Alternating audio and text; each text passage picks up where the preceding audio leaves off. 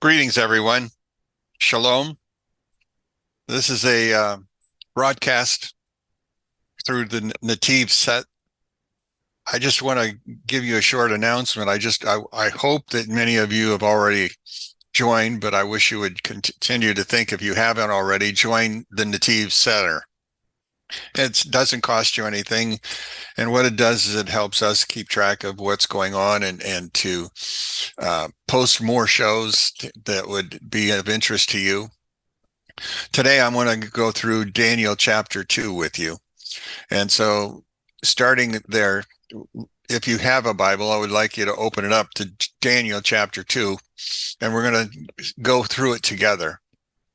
Now, Daniel chapter 2 is one of those chapters that deals with a dream. All of us have dreams. Most of our dreams have very little, what I would call, meaning.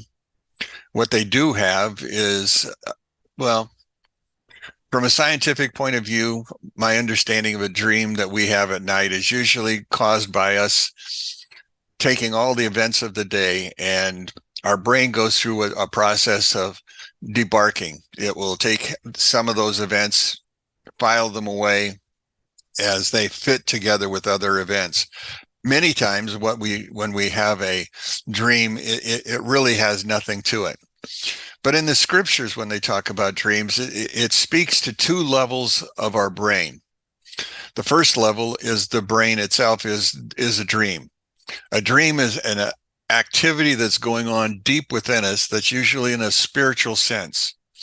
And this dream has been paused on us or caused to live in our minds for a specific purpose. And we're going to find out a purpose in Nebuchadnezzar. The second one is, if you went to Numbers chapter 12 and verse 6, you would find out that there are three ways God communicates with his prophets. The first way is by dreams. The second way is going to be by a vision. A vision is different than a dream because it affects two different portions of the body. Again, it occurs deep within the brain, and it also occurs within the emotions of the heart. In other words, there's an impression that's going on, and it is a much deeper, more significant way. Now, when we get to chapter 7, for instance, Daniel will have a dream and visions, and therefore you're going to see two levels of understanding as you go through it. But for today, we're going to be focusing on dreams. Oh, by the way, the third possibility is the only one that's ever accomplished that is by Moses, and he did it face to face. So anyway, we're going to go to chapter 2, and we're going to begin there. And we already start out with a controversy. It says in the second year of Nebuchadnezzar's reign. Actually, by the time Daniel is in Babylon, it's really his 18th year of reign. So the understanding of most is the fact that this second year means it's the second year Daniel has been in captivity. Now, remember in chapter 1, he went into what they call the school of their version of prophets. And so he's now living there, and he is becoming given the spiritual understandings that come with the Chaldean, one who really studies the arts. And so anyway, he begins by saying, in the second year of Nebuchadnezzar's reign, Nebuchadnezzar dreamt dreams, plural. So it appears as though over a series of nights, more than likely, Nebuchadnezzar has been receiving these thoughts, these ideas, and they have become so strong that they're now agitating him, causing him to wake up from them. And his sleep has been interrupted, as the text goes on to say. Now the king said to call the necromancers, the astrologers, the sorcerers, the Chaldean stargazers, to tell the king his dream. So he's now calling all of those, what I would probably call as prophets, who had specialties in different areas, and he wants them all to come and to interpret his dream. Now, he's not sure which one of those groups will actually be able to do that. And so he's called all of them. Now, understand at this point in time, this is the second year of Daniel's captivity. And remember, in chapter 1, he's going to go through a 3-year course of studies. So he's not one of those characters who's arriving at this point in time. He is no longer, well, he's a human, but he's living in another part of the camp. He is not where he's supposed to be, where these men have been coming from. So he wants them to tell him his dream, and they came and stood before the king. Now the king said to them, I've had a dream. I have dreamt a dream, and my spirit is agitated to know the dream. Now, he basically says he's only had one dream at this point, but we know that from a previous verse that it's happened to him on multiple occasions, but this last one has tormented him. This is what's caused him to go looking further into the understanding. Now, the Chaldeans spoke to the king in Aramaic. Remember, Daniel is a book that is written on basic separate scrolls and that has been put together in an order that's been defined by the sages, because they did not find a total script. All they found were manuscripts. Now, these first 6 chapters, you'll find that he's speaking in the third person, meaning that Daniel himself is not writing this. This is being written by the sages. They're taking his midrashic understandings, things that they have from the past, and are putting together an understanding of the historical background for Daniel. When we get to chapter 7, 8, 9, 10, and 11 and 12, we'll find out he's writing in the first person. Basically, these are scrolls that he himself has put together. So understand that. Also understand, in the beginning, chapter 1 was in Hebrew. Now in chapter 2, he begins to talk in Aramaic. Now, Aramaic is not that different from Hebrew, but it's different enough that the original arrivals have to be trained in the new language that they're going to use. And eventually, Aramaic will become actually the language that becomes popular among most of the Jewish people. In fact, you'll find things like the Talmud and the Zohar are written in Aramaic, not in Hebrew. And so the languages are very similar, but they're not the same. So sometimes words are going to have different translations than what we would have normally thought of. But anyway, the Chaldeans are going to be speaking to him in Aramaic. So from now on, what we're going to read all the way through chapter 7 are going to be things that are written in Aramaic. And so we have an Aramaic translation going on. Now notice it says, may the king live forever. Tell your servants the dream, and we will relate its interpretation. So the Chaldeans, well, they're members of the nation. In fact, they were the ones who Habakkuk recognized because they are the most fierce of the group. This is the area that Abraham grew up in. This is the area where Nimrod, remember, put him through the fiery furnace, if you go back to the Midrashic writings. So our story now has taken us all the way back to time, but it wants us to understand that the Chaldeans are the ones who are going to be speaking up. Now the king, verse 5, responded and said to the Chaldeans, the thing has escaped me. If you do not make the dream and its interpretation known to me, you'll be cut to pieces, and your homes will be made into dunghills. And if you do tell me the dream and the interpretation, you will receive from me gifts, rewards, great honor, just to tell me the dream and its interpretation. There's 2 opinions here. One is that Nebuchadnezzar really did forget. But most of the scholars believe this had nothing to do with him forgetting. He was testing them. He wanted to see how true their understandings were, how close they were to the gods that they served. And so he simply is asking them to get involved that way. Now in verse 7, they begin by saying they answered a second time and said, let the king tell us the servants and the dream, and we will relate its interpretation. Again, they have no idea what the dream was. All they know is if you tell us the dream, then we can interpret it for you. But Nebuchadnezzar doesn't want to understand their understanding of the dream. He wants to know what the dream really means. And so he continues with the story in verse 8. Now the king responded and said, now the word for responded is an angry. He says, I know for a certainty that you are buying time because you have seen that the matter is firmly established by me. He knows the dream. But that if you do not make the dream known to me, your sentence is unequivocal. In other words, he's not going back on what he has just said. If they do not interpret his dream, he will, in essence, destroy they and their families. Everything will be taken away. And thus you have arranged lying and corporate word or corrupt words to speak before me. Well, until the time changes, just tell me the dream, and then I will know that you can relate its interpretation to me. I want to know that you're authentic. That's what he's asking. So he has the dream. It's happened to him multiple times. It has agitated him. And now he has brought it to his prophets, if you will, and asked for an interpretation.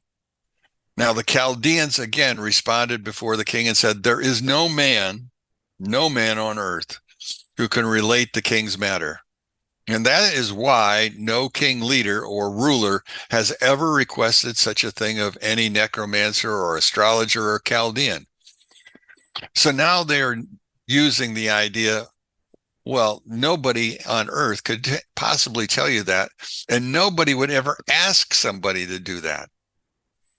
Well, the king's request is difficult, and there's no other who can relate it before the king except the angels whose dwelling is not with human beings. Now, when he speaks of angels, he's talking of beings from beyond. That's what he's talking about. Now, necromancers, they already go to the beyond. They're already bringing that in. But these beings are beyond that. That's what they're saying. Now, as we go through this, angels also could be understood as Elohim, gods. So there could be gods that could explain this, but right now, nobody has any understanding of any. In verse 12, it says, as the result of this, the king grew upset and very angry. So in other words, we ratcheted up his anger, and he commanded to destroy all the sages of Babylonia. As the decree was being implemented, so things are now happening, and they're beginning to go through the village. And the wise men slain, Daniel and his companions were sought to be slain. Now remember, they weren't there. They were in the school of these prophets, but they had not arrived yet. It takes 3 years to go through this understanding. So they were living in that area, and the soldiers came to take them out. Well, Daniel gave counsel and advice to Arioch, which was the king's chief executioner. And he began by saying, who had gone to slay the wise men of Babylonia? He explained and said to Arioch, the king's official, why is the king's decree so peremptory? Then Antioch, or Arioch, told Daniel the story. Now Daniel went and requested of the king that he be given him time to relate the interpretation to the king. He's never been before the king at all. He has no audience with the king until the end of the 3rd year, except if he can get permission to go. And so Arioch, he gives the message to Arioch, please take me to the king. Now Arioch can go to the king, but it's still up to the king to decide whether he would accept Daniel's visit. So as we go on in the story, it says, then Daniel went to his house and made the matter known to his companions, Hananiah, Mishael, and Azaziah. We know them better as Shadrach, Meshach, and Abednego. And to pray for mercy from the God of heaven concerning this secret, so Daniel and his companions should not be destroyed with the rest of the sages of Babylonia. Then in a nocturnal vision, the secret was revealed to Daniel, and Daniel then blessed the God of heaven. What are we missing? He's asked to go to see the king, and then all of a sudden the story changes and he goes to the three and he begins to tell them about what's going on. The understanding, or the Midrashic story, tells us that he was taken to Nebuchadnezzar, and Nebuchadnezzar agreed to give him time in order to talk with God, his God, and come to a conclusion.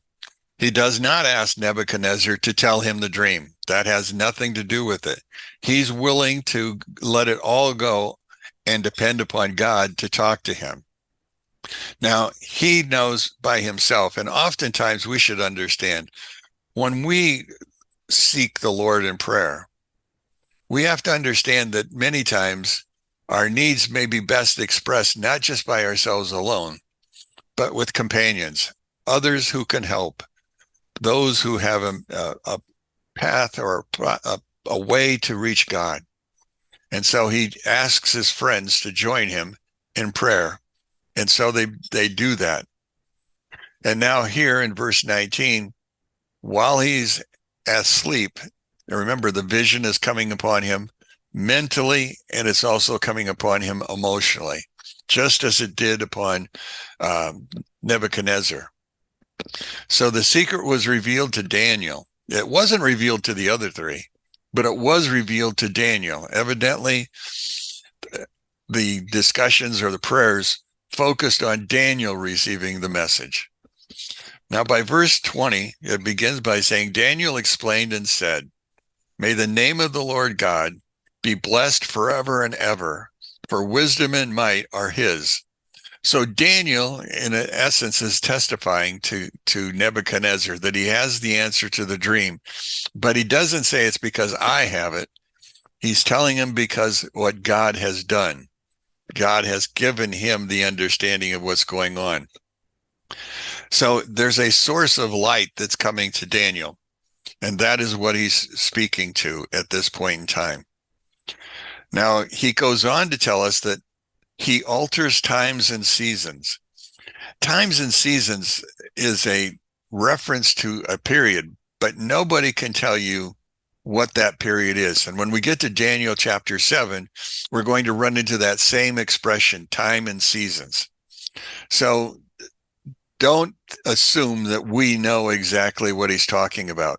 The only thing we can understand in times and seasons is the fact that it's talking about the end of days. That's the only thing we can know. So here, God does alter the seasons or the days of the end. We know that there is an appointed time, but we also know that God can shorten that time, and he can also change prophecy. We know that in the end of days that there's supposed to be what we call the war of Gog and Magog. The war of Gog and Magog can be altered through the prayers of his people. And the fact that the end of days doesn't have to come on the appointed time, but it could come earlier. The understanding is, if we go back to the book of Jonah, you remember Jonah was sent to the Ninevites. And remember, Jonah obviously didn't want to go, so he ended up going in the opposite direction and had to have a giant fish that actually spit him out on the beaches of Nineveh. He gave them the message from God. And remember what happened. He was told that they were going to be destroyed within 30 days. Well, actually, that didn't happen. Why didn't it happen? Why was the prophecy altered? Because they repented. They did a teshuvah. They turned around. They went in the right direction. So we can change, in some ways, the end of days if we come to the point of repentance. Now, it's not just you and I. It's not just the Jewish people. It's all of us who believe in the one true God have to go to the point of repenting. Drawing with us also many of those who are going in the wrong direction. Now, I'm giving you this lesson in the days of Rosh Hashanah, the 10 days of repentance. So let me add at this point in time. In the book of Daniel, in the 7th chapter, you're going to find out that there are going to be 3 different books that are going to be opened. The one book is called the Book of the Righteous. The second book is the book for those of evil, or Rasha. And the third book will be the book of the in-betweens, the Benonim. Now, if you're righteous, that means that you're more than 50% doing the right thing. If you're unrighteous, then that would put you as a Rasha, you're doing less than 50%. So the Benonim are the 50%ers. In other words, they're walking that very fine line. Now, the Benonim then, excuse me, over the course of the time during this period, pray and do charity and do mitzvahs in order to move themselves out of that area. On the other hand, the Rasha, those who are evil, find themselves going further away.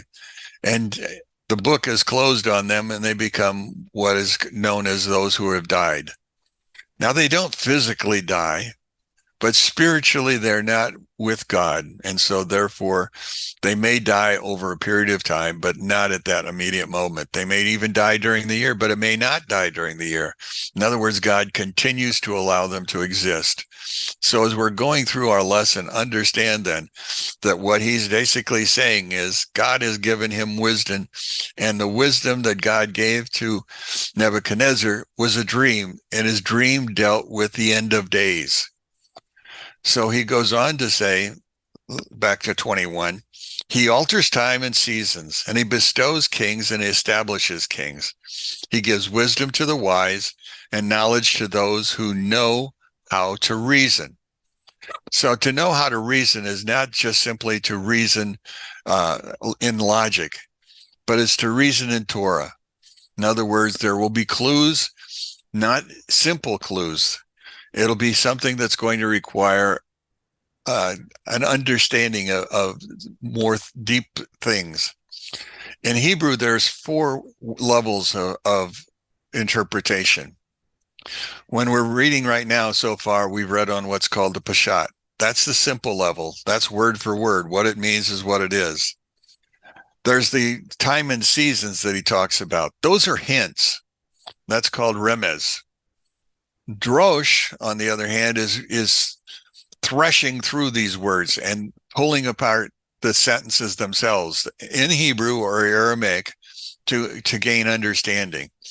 And then there's the sod level, which is the secret level. Here you're going much, much deeper into the word, and you're using everything from the words themselves and finding the numeric value of the words and the threshing that you've done. Everything is coming together in a very deep way. So he's now at this particular point saying, know how to reason. That's what he's talking about. So he's not talking about the simplest level. He's talking about the deeper, richer levels. Now he reveals the deep and mysterious, verse 22. He reveals the deep and the mysterious, and he knows what it is in the darkness, and the light dwells with him. So Rabbi Shmuel ben Nachman understood the source of light as being, well, it's the clothing. It's the overall gathering of information. So when one is wise, one puts on this garment of light. Light is again, back to the first days of creation. Remember, on the first day, everything was dark. Darkness covered the earth. Darkness covered everything. The first thing God did was create light. Light was insight. Light is actually what we see around us. So on the first level, on the simple level, light is light. But on the lower levels, light is insights. So what he's done is the fact that he's talking to us about the fact that insights are now dwelling within him. Now, Nebuchadnezzar doesn't know what insights he has, but he does know that he has had a dream that is inexplicable and that is far deeper than what he would have understood by himself. So that's why he sought the counsel of the wise, and whom he soon found out they were not as wise as what they thought they were. Now, verse 23 says, "To you, O God, of my forefathers, I give thanks and praise." So he's talking to God as he's talking to Nebuchadnezzar. So he interrupts his conversation to look up. "For you have given me wisdom and might and now you have made known to me what we requested of you, for you have made known to us the matter of the king. So Daniel probably at some point that next morning talked with his friends, shared with them his understanding of what the dream was about. Now he brings the dream to the king, and now he begins the process of explanation. So verse 24 begins, consequently, Daniel came to Arok, whom the king had appointed to destroy the sages of Babylonia. And he went to and said thus to him, do not annihilate the wise men of Babylonia. Bring me before the king, and I will tell the interpretation to the king. So now he understands he again needs to get to God. So he therefore now moves with Arok, because Arok, remember, is the chief executioner. He has the way to get to God. And so he asks Arok to bring him to Nebuchadnezzar so that he can explain to him the dream. So in verse 25, we read, and then Arok brought Daniel before the king in haste. And he said thus to him, I have found a man from the people of the exile of Judah. So he begins to explain to him, this man is not one of your prophets at this point in time. He's actually one of those newbies, those ones that you have taken out of Judah and have brought here, and you were in the process of training him. So he's going to make known to you the interpretation. So in verse 26, he begins by saying, the king responded and said to Daniel, whose name he gave as Belshazzar. Now, Belshazzar was actually Nebuchadnezzar's god. That was the one to whom he chose to give worship. Remember, Babylonia is an idol nation. There are multiple gods there, but the personal god of the king is Belshazzar. Now, he, as king, has the right to rename anybody he wants. And so he renames Daniel, calling him Belshazzar. But Daniel will retain his name. And back by the time we get to the story of the tree and the beast under the tree, Nebuchadnezzar will now begin to call him by the name of Daniel, not by the name of Belshazzar.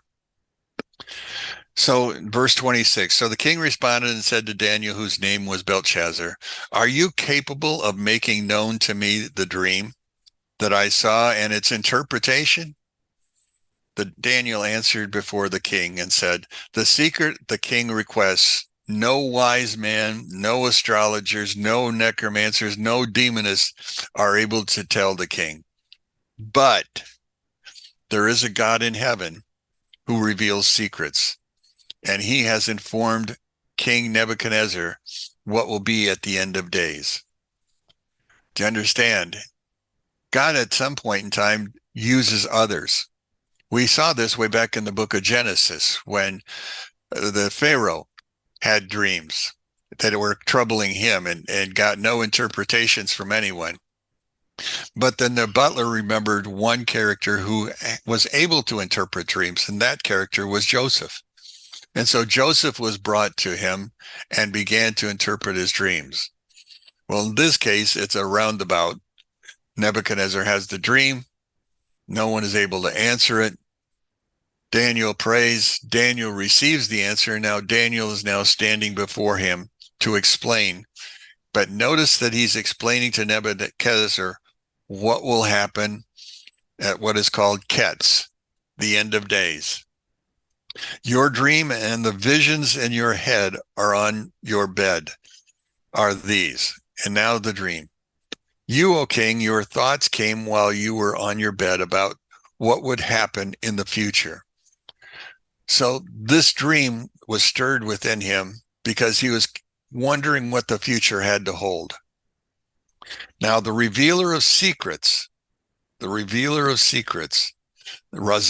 Gali, that's the character that's going to be revealing these secrets. He is an angel. God didn't speak to him directly, but he spoke through an angel to him. He informed you what will be. Now, as for me, It is not because I possess more wisdom than any other being that the secret was revealed to me, but rather to make the interpretation known to the king.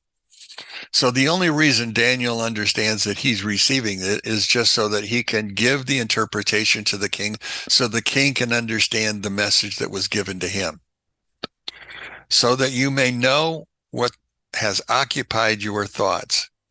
Again, remember, this is a dream that was not one, but it occurred multiple times.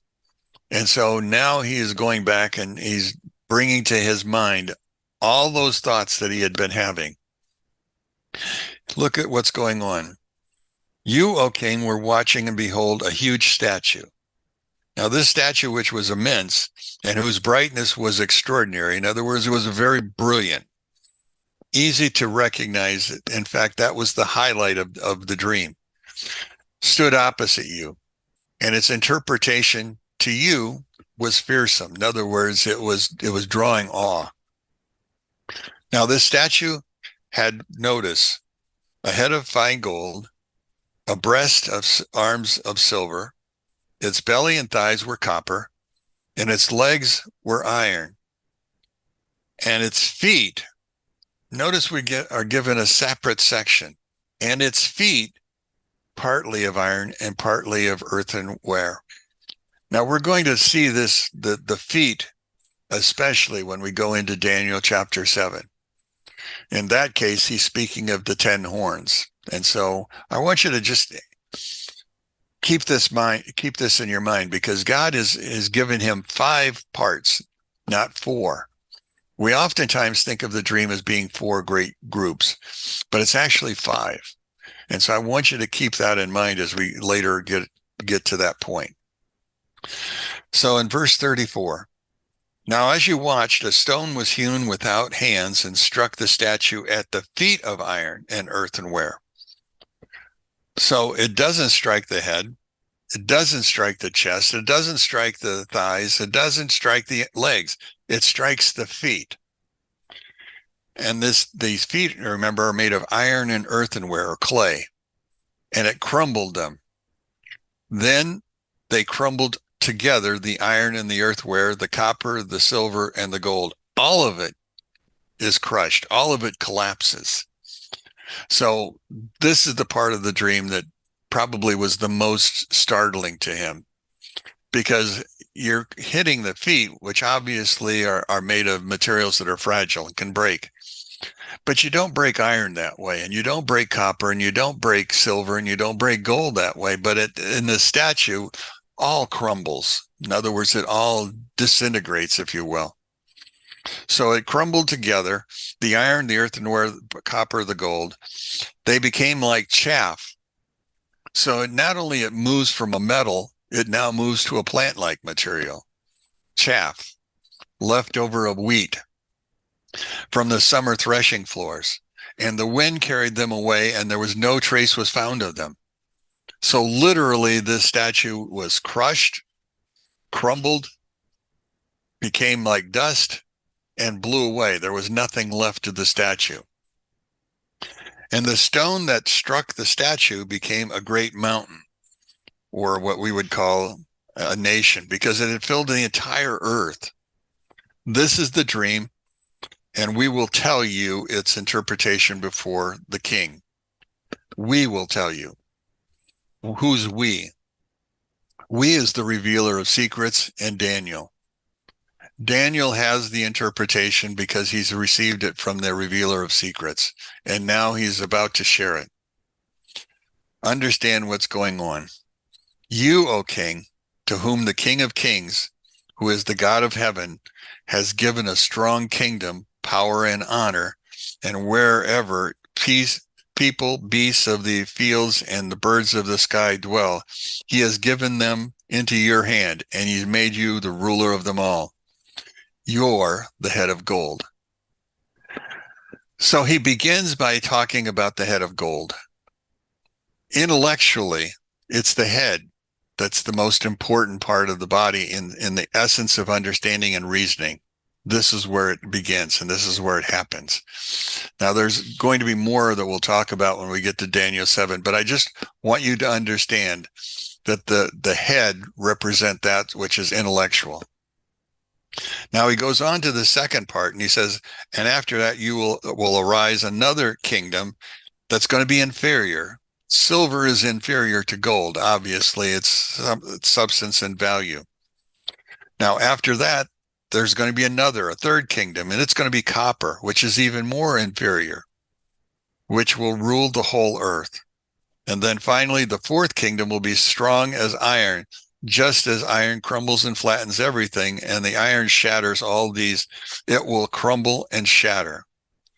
So we go through the four metals, but look at what happens in verse 41. The feet and the toes that you saw, partly of potter's earthenware and partly of iron, will be a divided kingdom, and it will have some of the firmness of iron, just as you saw iron mixed with clay, like earthenware. As for the toes, partly of iron and partly of earthenware, part of the kingdom will be powerful and part of it will be broken. That you saw iron mixed with clay like earthenware. They will mix with the offspring of men, but they will not cling to one another, just as iron does not mix with earthenware. Now, there's lots of people who have understandings of the feet. But I want you to, if you're not physically, mentally think about one's feet. Attached to your feet are 10 toes. 5 on the right, 5 on the left, if you have the normal process that most of us have. You have one that's large on each foot, and you have one that's tiny on each foot. And then you have those in between. The large are the mighty. The small is very important, but it's only small. Understand then that the feet give us our balance. If we were to talk about the way the world has been created, we have what we call the Occidental and the Oriental worlds. We have an Eastern world, we have a Western world.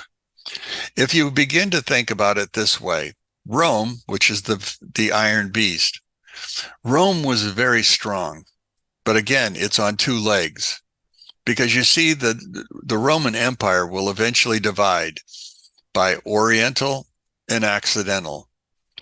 The Occidental side will still remain in Rome, while the Oriental side will move to Constantinople. And so we begin to watch the empire change. We know that the Roman side will be what we would probably think of as the Indo-European group. So those would be the nations that form on, I guess, for lack of a better term, a democratic style. The Orient is an entirely different place. The Orient is the styles of the Chinas and the Indias and all of those others, a mixture of things. Just like our understanding of the toes are going to be a mixture of different ethnic groups and different ways of thinking and perceiving God.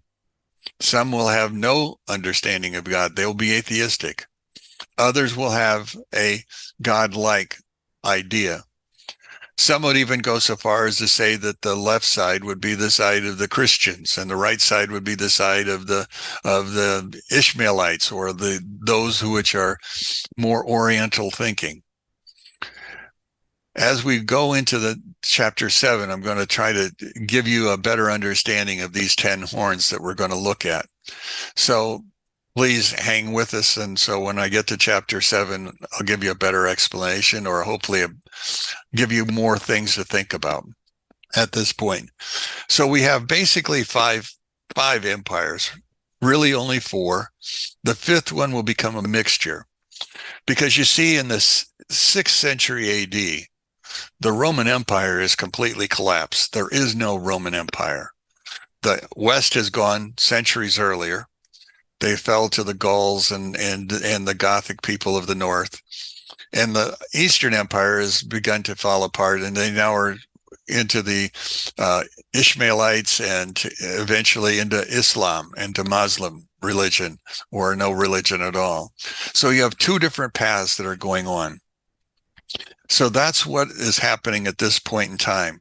And that's where the world will finally collapse, is when we reach this final stage, when the earth is basically now being ruled by people with iron and people with clay. Now, verse 44 begins by saying, then the days of the king of these kingdoms, the God of heaven will establish a kingdom that will never be destroyed, nor will its sovereignty be left to another people. It will crumble and consume all the kingdoms that will stand before it. That's the mountain.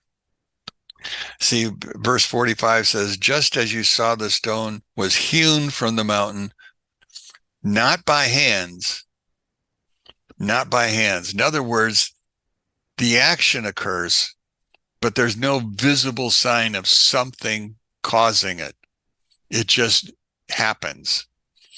And so as it's happening, then what we're actually watching or witnessing is the actual God part. This is what's going on. God in the off screen has begun this process. Now we'll see in Daniel chapter 5, Belshazzar actually sees the handwriting on the wall that's said to be coming from the hand of God. Obviously, God does not have hands, but it is something so that they can begin to see. In this particular case, nobody sees it coming. It just does. And so that's part of the understanding of the end times. We have hints and clues that the end time is here, but we don't have a true understanding of when it actually is going to happen.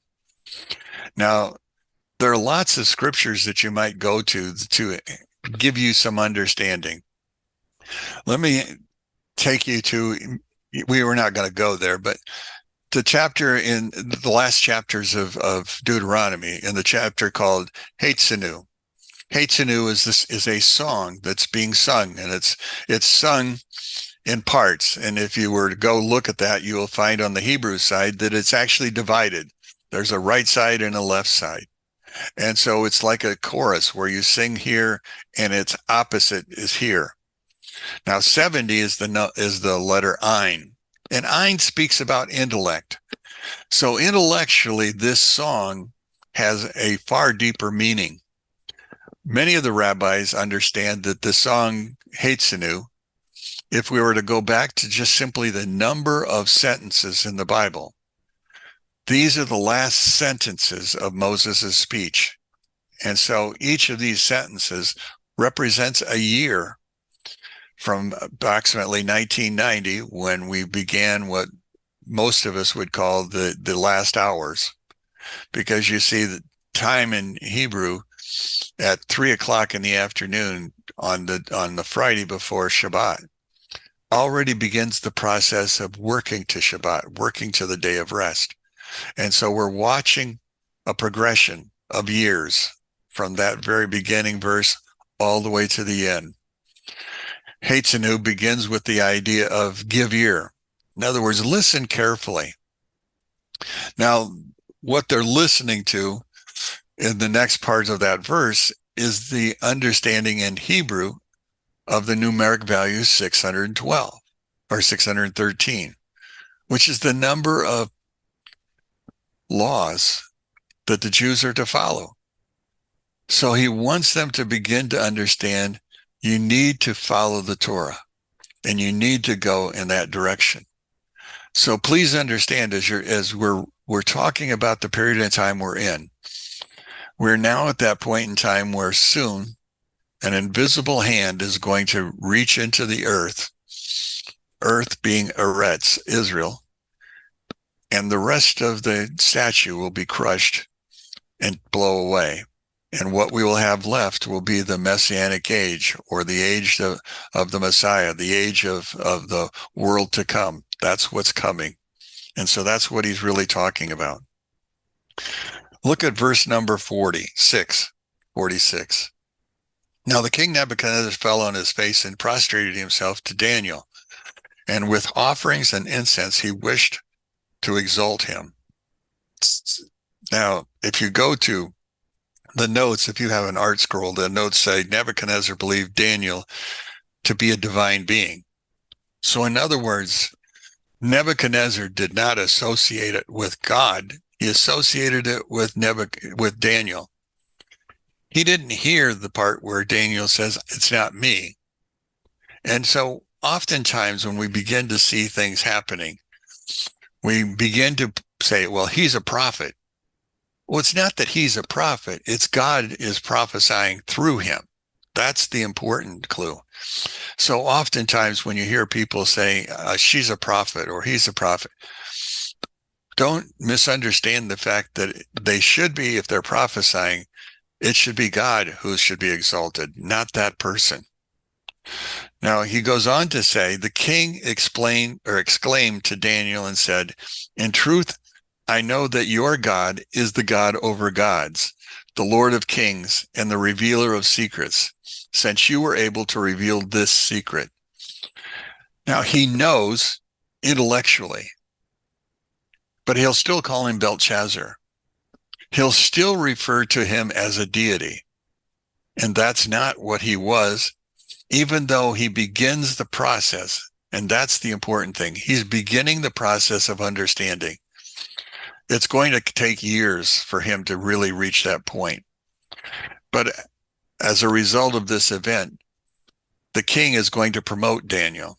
He's going to raise him up. He will give him status. Now, Daniel is still a neophyte. He is still one that has to be trained in all the arts. But at this point in time, Daniel is already considered by Nebuchadnezzar to be one of his sages, one of his wise men at this point in time. So we'll have to go, through the rest of it. But let's go to 48 and 49 and finish our story for today. Then the king promoted Daniel and gave him many great gifts. He empowered him as a ruler over the entire land of Babylon. Notice he's given him honors and recognition. Now, the chief officials over all the sages of Babylon, that's what he will become. Now, Daniel requested of the king that he appoints Shadrach, Meshach, and Abednego. Notice he's now using their Aramaic names, the names God that were given to him by Nebuchadnezzar, over the affairs of the land of Babylonia. And Daniel was at the king's gate. Now, when it says he's at the king's gate, it's the understanding of David and the king. Part of the role of the king was to judge, to make understandings, legal rulings on basic issues. And so at the gate of the city, that would be where he would sit. Lot sat at the gate of the city. Remember when the two angels came to him? He was there as a judge. We know that it's going to happen in other places. David will be a judge. He talks about him sitting at the gate. And when he didn't, remember, Absalom went and sat at the gate trying to create the image that he was king. So the one in charge, the ruler, and king is ruler, but he is given the authority to Daniel. Daniel is now sitting at the gate making those same judgments that he would be making, and therefore they would be legal standing. So this is the end of this particular chapter. Understand now that the king will be continually mulling this over in his mind. But not only will he think about this, but so will Daniel, because Daniel become troubled as the 70 years pass by. The kingdom of Babylon will fall. Now, Daniel, in his own understanding, believes that when Nebuchadnezzar and Babylon fall, that'll be the beginning of the end of the 70 years, and all the Jews will be going home. But we know in chapter number 6, Darius, who was the king of the Medes, who was a part of the Mede-Persian Empire, will become king. And he does not declare that Israel can go home. And so Daniel becomes very worried that something has happened.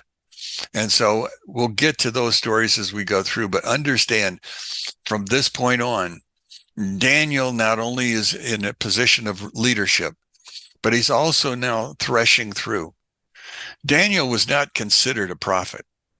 If you go to the book of the Sanhedrin, you're going to find out, or Hagigah, you're going to find out that the prophets were listed. There were 46 men and there were 7 women that were identified as prophets.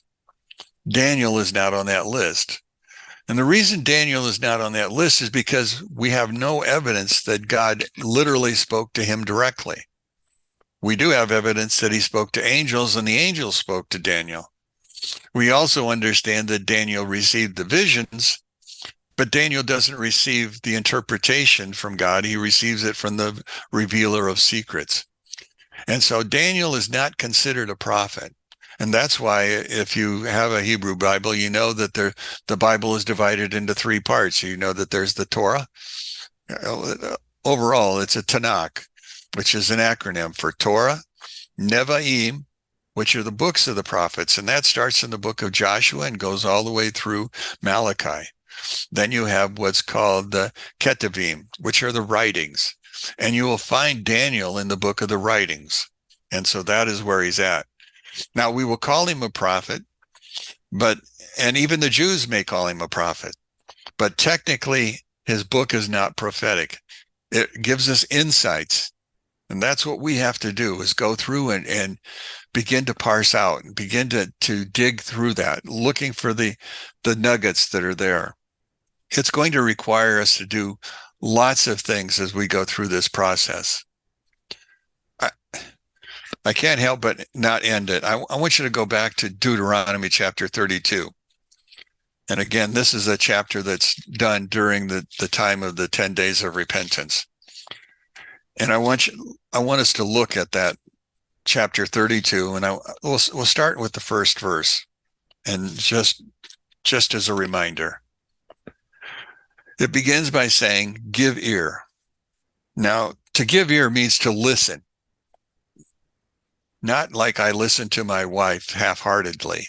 It's total commitment to the listening. Next, it says, "O heavens, I will speak, and I will speak." Well, if you take those next 2 words in Hebrew, what you have actually is a value of each of the letters, and those letters add up to 613. So give ear, listen to the Torah, listen to the 613, put them in your head. How do you do that? It's constant repetition. Just as the Jews go through their parshas across the seasons, so we must do the same thing, parsing out understandings. Now, if you go down to verse number 11, this is the reading for the weeks of Tishri, and this is part of the first 12 verses. It begins by saying, he was like an eagle. Who was like an eagle is God. God was like an eagle, arousing its nest. Now, arousing its nest, remember, an eagle is a very heavy bird. And so sitting on the eggs is something that is done lightly. And so by arousing the nest, he is fluttering around the nest. It's called hovering. Now, there's only one other place where this word hovering is used, and that's in Genesis chapter 2, when the Spirit of God hovered over the waters. So this is like God hovering over us. And it's spreading his wings and taking them and carrying them on its pinions. So he's carrying the birds. When they're finally beginning to get out of the nest, the bird climbs the wings and it sits on the pinions of his wings.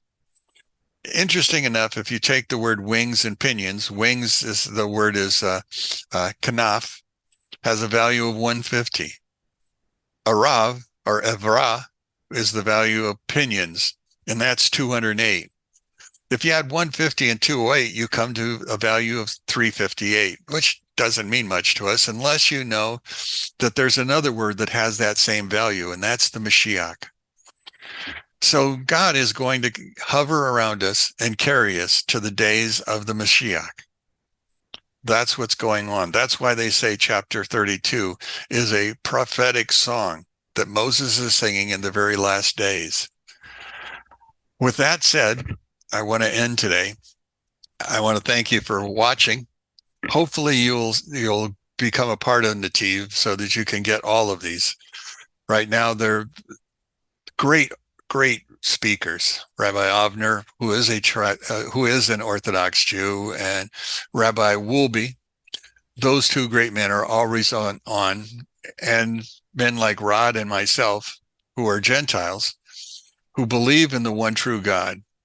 We would be called, I guess, in my own language, a B'nai Noah, a son of Noah, because I go all the way back to the days of the Old Testament.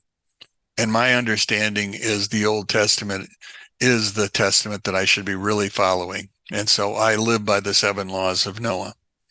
So as you're going through this, I want to wish you the best as we go through navigating, but understand that God is always hovering over us. Understand that God is leading us to the days of the Messiah. So with that said, Shalom, Laila Tov.